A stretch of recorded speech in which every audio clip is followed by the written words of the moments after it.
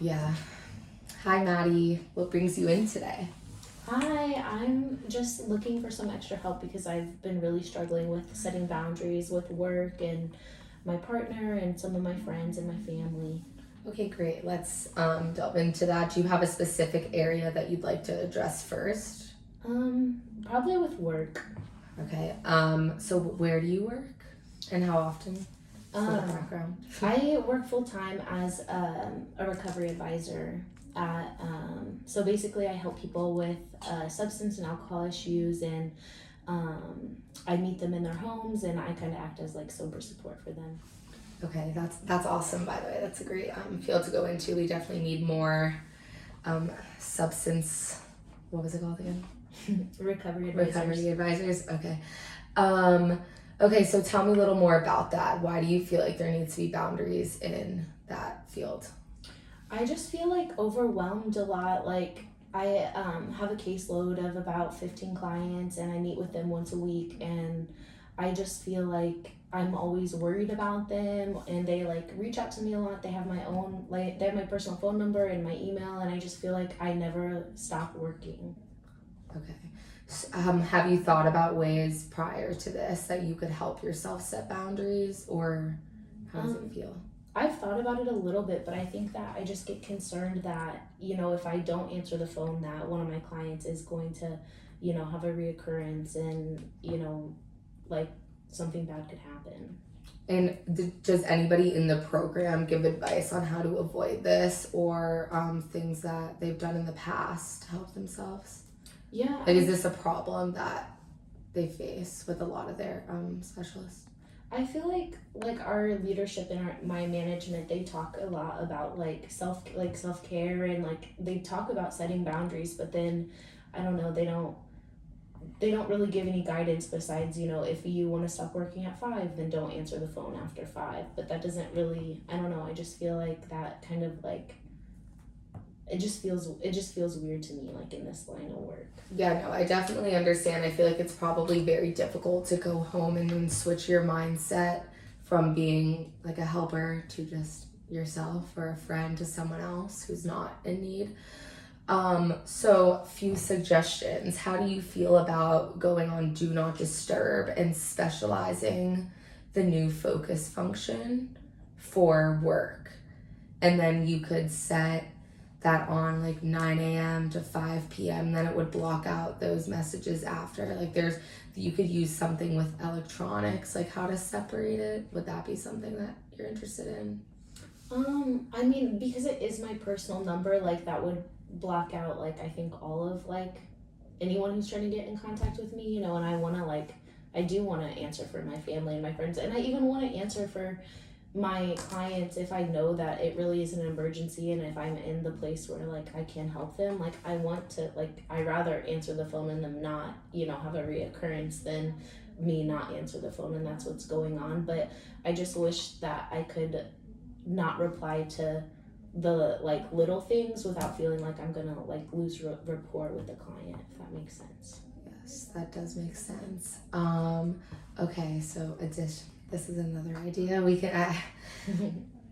Um, what do you feel about giving yourself your own set of rules that we could make together, that you could start doing small things, and then maybe for, I don't know, like this week we could start for just a week, these next 5 days, and what we would lay out right now. If those start to be helpful for you, maybe we can make another boundary and another boundary, like start small. Yeah, I think that like is definitely what I'd be the most comfortable with is like trying things out and starting small.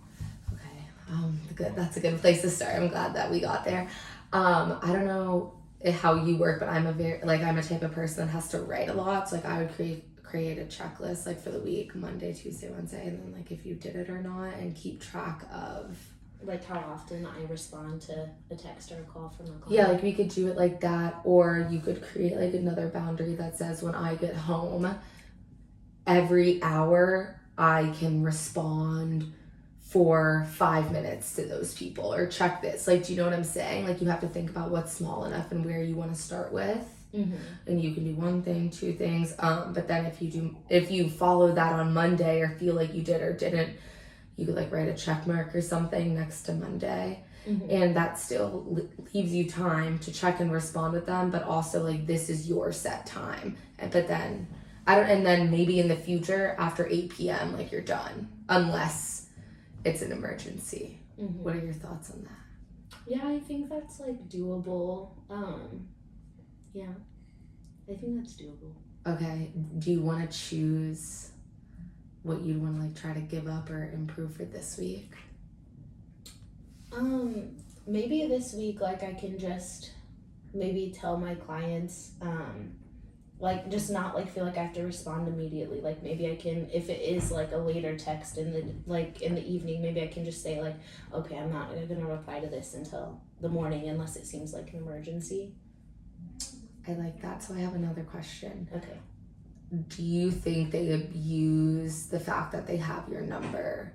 And the reason why I'm asking is because could you tell them to send like the red flag emoji at the beginning of their text if something was really wrong, and if not, you could answer in the morning and you would have one time before or right after dinner that you'd answer, and then if not in the morning, like would they be able to respect something of the sorts like that, do you think? Would that help you? Because then if not, you can leave it unread and you know in your heart, and it's just about you not opening the text. I mean, I think some sort of like indicator, like if it is an emergency, like that would be like a good like thing just to tell my clients, like if you are having an emergency, because most of the time they text me and it's not necessarily an emergency.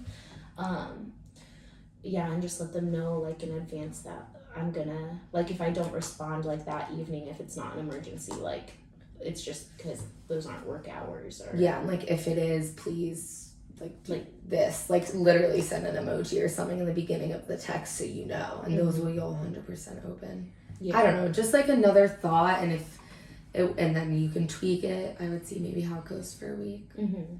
Yeah, I definitely can do that. That sounds like a good like place to start. Okay, good. I'm glad. And do you think you could apply that to any other areas in your life? Like, I guess what would be the second most important that you'd want to do? Like, you could keep a little checklist for both and work on it next week.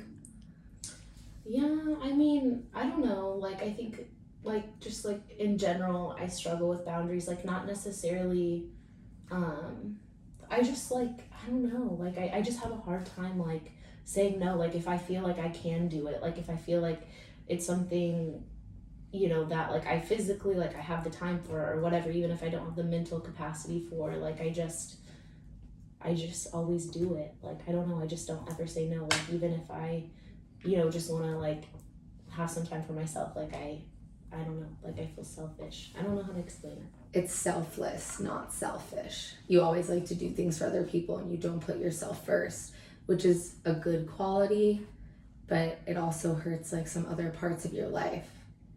So I feel like at that time you have to learn how to put yourself first, which also can be small steps like boundaries, and then larger steps in the future maybe, depending how it goes. But I don't know, so maybe there's a little bit of meaning behind the boundaries of wanting to have like more time for yourself and take care of you and explore yourself a little more, and not do so much for other people with having to like with no guilt.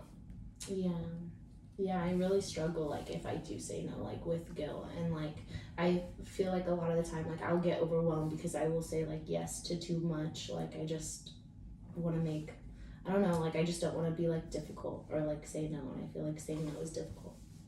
Yeah. Are we done? I definitely get that.